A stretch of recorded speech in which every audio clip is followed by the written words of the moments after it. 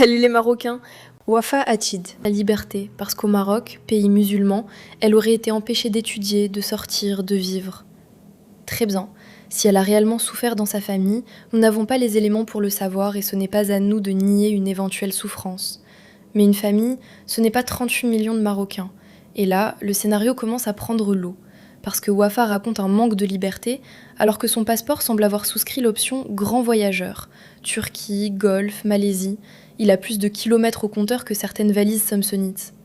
Elle affirme aussi avoir très peu étudié, alors qu'elle s'exprime avec une aisance qui mérite au minimum qu'on recolle les morceaux. Parce qu'entre « je n'ai presque pas étudié » et le parcours qu'elle laisse apparaître, il manque visiblement quelques épisodes. Et puis arrive son discours sur les hommes arabes. Elle refuse qu'on enferme dans une catégorie, tout en mettant des millions d'hommes dans la même boîte. La liberté individuelle, mais avec les préjugés collectifs livrés gratuitement. Et surtout, Wafa se dit athée et explique en substance qu'elle ne veut pas vivre au Maroc parce que c'est un pays musulman. Mais être athée et ne pas aimer vivre dans un pays majoritairement musulman, c'est un choix personnel. Ce n'est pas la preuve que les Marocaines n'y ont pas de liberté. Sinon, chaque personne qui n'aime pas la culture dominante de son pays pourrait demander l'asile avec un questionnaire de satisfaction. Les Marocaines étudient, travaillent, voyagent, deviennent médecins, ingénieurs, chercheuses, pilotes, entrepreneurs et représentent le Maroc jusque dans les plus grandes institutions internationales. Et l'Europe le sait très bien. L'Espagne est à 14 km du Maroc, pas à 3 galaxies. Des millions d'Européens visitent le pays, travaillent avec des Marocains et côtoient quotidiennement des Marocaines actives dans tous les domaines de la société.